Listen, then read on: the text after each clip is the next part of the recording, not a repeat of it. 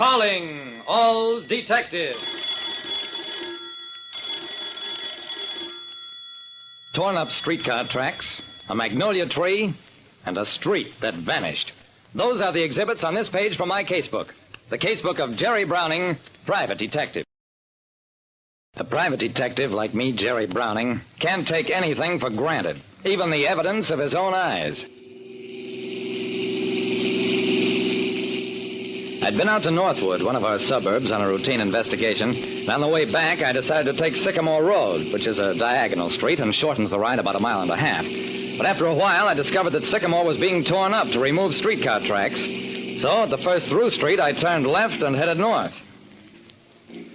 I had to pick my way in and out of residential streets to reach another boulevard, but there wasn't much traffic, so I relaxed and started thinking with part of my mind about my problems, of which I have plenty. I made another turn and headed down the street. I remember looking at a magnolia tree in full bloom in a front yard on my left. It was now about 5 o'clock. I drove straight on down the street, paused at the intersection for cross traffic, and noticed a man and woman standing on the corner.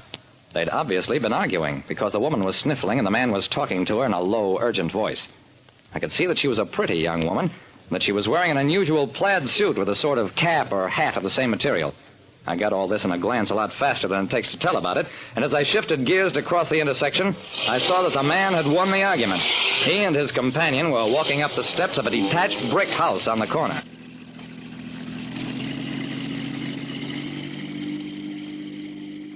That's all I saw, until the next morning, when on page 1 of the Morning Courier I saw a picture of the same woman in the same costume. Her body had been recovered from the river. Now all I had to do was locate the house I'd seen her enter the night before. While driving home, I saw a young woman enter a private house, and the next morning her body was found in the river. Lieutenant Dawson of Homicide bent over to read the report on the teletype. This is a break, Jerry. She's been identified. Lois Everett, age 31. She came here from Janesville, Wisconsin 3 weeks ago, job hunting. That's great, Dawson. Does it say any place in that report who killed her or why? Of course not, but that's no problem with this break. You saw some man persuading her to enter his home. She was crying. That's the man we want for murder. Let's go pick him up. I didn't stir. Look, Dawson, try to understand this. I was driving home by a strange route. I didn't watch the names of the streets. I may have trouble finding it again. Don't worry. We'll retrace your whole route and we'll find the street. I hope so.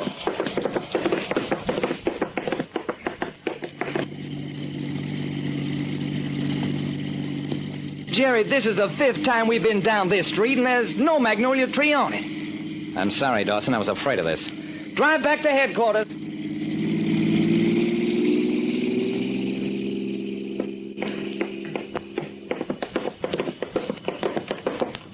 Men, I want the whole squad to spread out over that northwest section. Cover every single block in the area I've got mapped out here. I bent over the map. And this is the area, all right. I turned north just about here, and then zigzagged north and east to reach Logan Boulevard. Gotcha. Hey, Lute, what are we looking for? A street with a magnolia tree in the front yard of a house on the north side and a brick detached house on the corner. Okay, Lute, we'll find it. Jerry, if that street exists, those men will find it. I hope so, Dawson. In the meanwhile, what additional's been learned about Lois Everett? Not much. She worked as a cashier for 2 weeks at the St. Clair restaurant. That's owned by Earl St. Clair. I know him. It's a family restaurant on Ludlow Street. 2 weeks. Was she fired? She quit. No special reason. St. Clair was satisfied with her. Where did she live? At a girls' club on 16th Street. Never had any visitors there. That's just dandy. So if we don't find the street, we'll never find her killer. That's right, Jerry. The teletypewriter banged out a report from the radio room. One of the search party reporting. He'd completed touring his assigned area, found no house with a magnolia out front. After that, other reports kept trickling in. There were plenty of houses with magnolia trees in the front yard, and any number of streets with detached brick houses on the corner. But no street with a magnolia tree on the north side and the right kind of house on the corner. That street had vanished.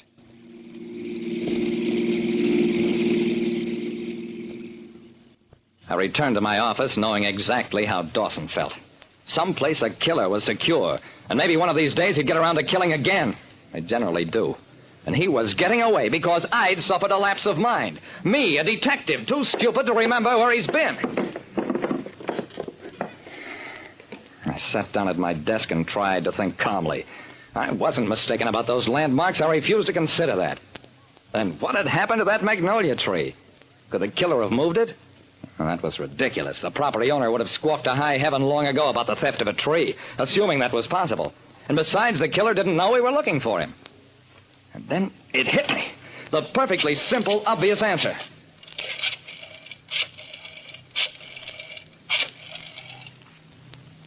Dawson, Jerry Browning, meet me downstairs at headquarters in 5 minutes and have a squad follow us. I know where that street is.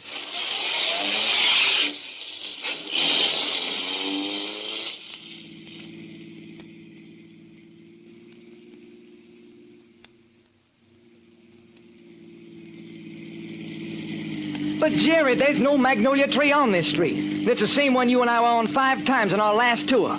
Sure it is. I kept coming back to it because this is the street, and right there... This is where the magnolia tree was. I don't know why, but the man who owns it moved it himself this morning. Look over there. You see that the soil in the front yard has been dug up and smoothed down? You're right.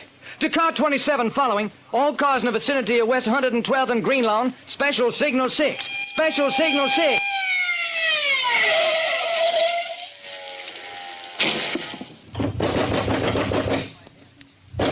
Open in the name of the law. Yeah? We got him. George Farnham was his name, and he was so surprised that he admitted everything. He'd met the Everett girl while she was a cashier, discovered she had a little money, got her to turn it over to him on a promise of marriage, and then tried to brush her off. When she threatened to go to the police, he persuaded her to enter his house to talk things over, and she never came out alive. As for the magnolia, it was just one of those weird things. The tree was cutting off light from a man's house, so he decided to move it to his backyard. And did, early in the morning after a murder had been committed down the block. Like I said, when you don't seem able to trust the evidence of your own eyes, maybe that evidence isn't there to be trusted.